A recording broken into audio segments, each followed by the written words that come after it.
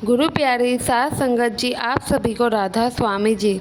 संगत जी, यह साखी कोरोना टाइम की है, जब पूरी दुनिया में कोरोना ने अपनी दस्तक दी और तब और दूसरे देशों में भी लॉकडाउन लगा हुआ था। तो भारत में भी दिल्ली, मुंबई, कोलकाता और बाकी जगहों पे भी लॉकडाउन था। लॉकडाउन के समय लॉकडाउन में पूरी सड़कें, दुकान वगैरह सारा बंद था। आने जाने की कोई भी साधन नहीं थे। लोगों के कारोबार तक बंद हो गए थे। दिल्ली में लोग घबरा कर सामान इकट्ठा करने को मजबूर हो गए थे। साथ संगत जी, यह साखी उसी समय की है।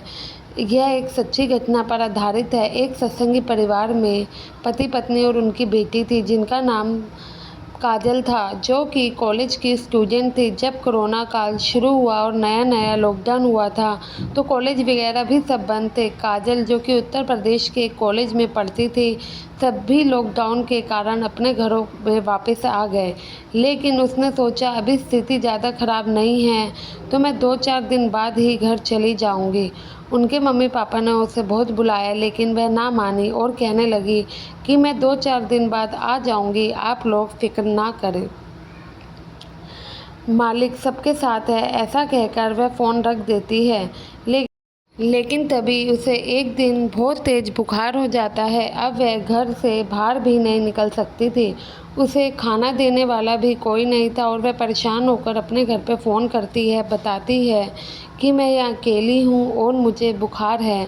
तो उसके पापा बहुत ही ज़्यादा उससे गुस्सा होते हैं और कहते हैं कि बेटा, हमने तो तुम्हें पहले ही कहा था घर आ जाओ, लेकिन तुम ना माने। इतना कहकर उसके पापा फ़ोन रख देते हैं। इधर उसके माता पिता को अब उसकी बहुत ही ज़्यादा चिंता सताने लगी, क्योंकि अब उनकी बेटी वहाँ पे अकेली थी। साथ वाले बच्चे भी अपने घर जा चुके थे। संगत जी, जब कोई भी हमें रास्ता नहीं दिखता, तो मालिक के अलावा हमें कुछ समझ नहीं आता है। तो वह लोग अपने मालिक के आगे अरदास करते हैं और कहते हैं कि वह बेटी वहाँ पर अकेली है, आप ही अब उनकी रक्षा करें। और वह सच्चे बादशाह, अब मेरी बेटी की जिम्मेवारी हम आपको देते हैं, आप जो भी करोगे अच्छा ही करोगे। ऐसे अरदास करके वह सब कुछ मालिक पे छोड़ देती है। अब जिनका दिल सच्चा होता है, तो मालिक उनकी ना सुने, ऐसा नहीं हो सकता। कितनी भी दुख की घड़ी क्यों ना हो और उन लोगों का विश्वास नहीं डोलता, तो ऐसे में मालिक भी उनका साथ ज़रूर देता है। ऐसे ही उस बेटी के माता पिता ने बाबा जी के आगे अरदास करी और निश्चिंत हो जाते हैं। उन्हें पता है कि बाबा जी जो करेंगे अच्छा ही करेंगे। और आपस में बातें करते हुए कहते हैं सब कुछ करने वाले तो वो ही हैं, वे अपने आप ही कोई ना कोई रास्ता देखना ज़रूर निकाल देंगे। फिर उनके माता पिता भजन सिमरन पर बैठ जाते हैं।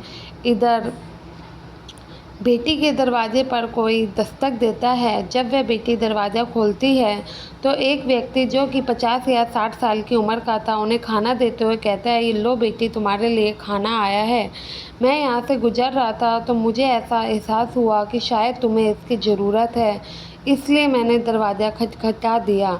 और उन्होंने बेटी के पापा का नाम भी बताते हुए कहा कि मैं तुम्हारे पिताजी को जानता हूँ, वह मुझे अक्सर सत्संग में मिलते रहते थे।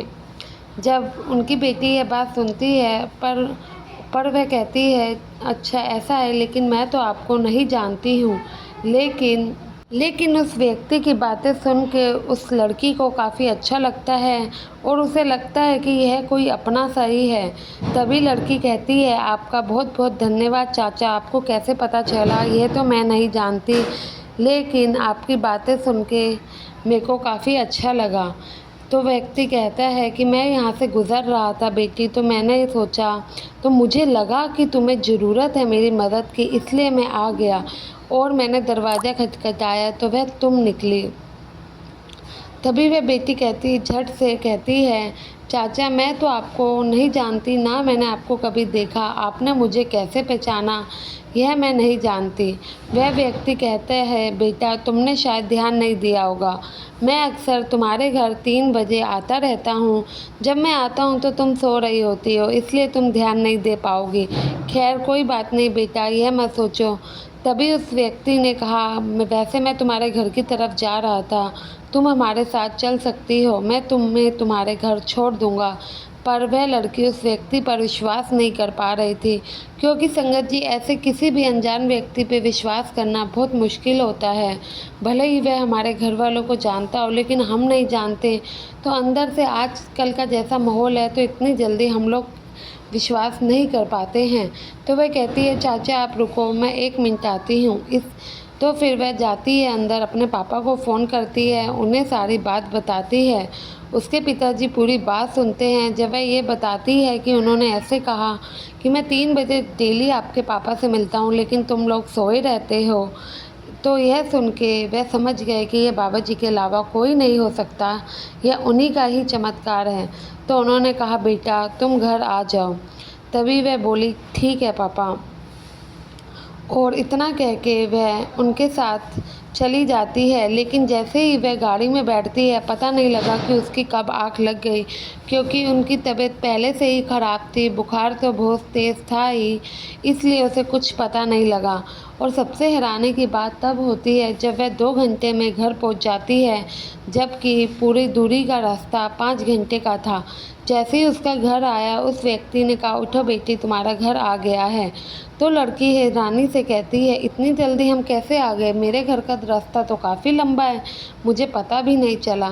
तभी लड़की कहती है, चाचा आप तो मेरे पापा को जानते हो, अब यहाँ तक आए हो तो चलो अंदर भी चलो, उनसे मिलकर ही जाना, वे आपसे मिलकर बहुत खुश होंगे। लेकिन वह व्यक्ति कहता है, नहीं आज नहीं, फिर कभी, अभी मुझे बहुत ज़रूरी काम है। और यह कह के वह लोग चले जाते हैं। संगत जी, इस तरह काजल बिल्कुल सुरक्षित अपने घर पहुंच जाती है और वह आकर सारी बात विस्तारपूर्वक से अपने घर वालों को सुनाती है।